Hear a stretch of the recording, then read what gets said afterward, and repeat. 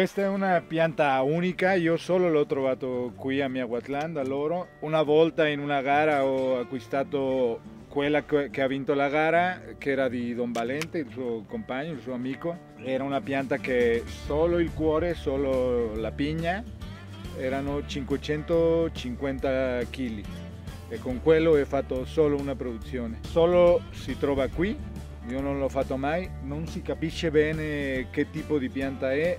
Lui diceva che ha fatto un registro per la certificazione con il consiglio regolatore e l'hanno chiamato Sierrudo. Quando io l'ho acquistato mi diceva, in quel momento abbiamo fatto il battesimo, le abbiamo chiamato Maguey di San Pedro. Adesso mi dice che è Sierrudo, però è una pianta un po' strana, abbastanza grande, che io direi viene da un mix fra un spadin e un arrochegno, ma arrochegno di quelli antichi. Pianta molto bella che dà una bella resa, ma solo si trova qui.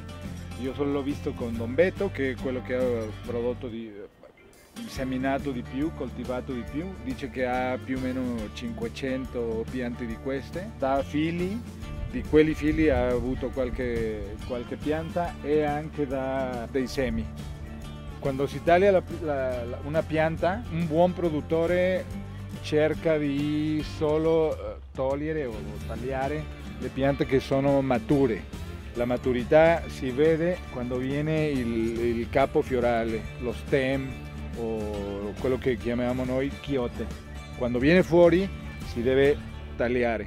Quella è una pianta matura, perché la pianta, quando viene questo fiore, muore e fa tutta la sua energia, la manda per la riproduzione, la ultima tappa della vita della pianta. Quando noi vogliamo fare mezcal, veniamo qui con il macete, si comincia a togliere la penca che chiamiamo noi, si toglie la penca il più vicino che puoi al centro, al cuore, quello si chiama mesonte o cuore, il corazon. Si taglia con macete e poi si prende una roba che si chiama coa, che sarebbe un tipo di filo rotondo.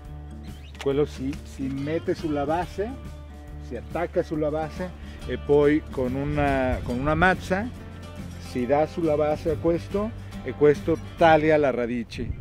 In questo caso la radice deve essere una roba molto grossa. Si taglia dalla radice e poi abitualmente si lascia ancora un po' di penca, perché questa aiuta a manipolare e prenderla sul camion, e poi quando arriviamo alla distilleria, prima di metterla al fuoco, si fa un bel rasoio di questa pianta e lì abbiamo il cuore dritto per fare mezcal.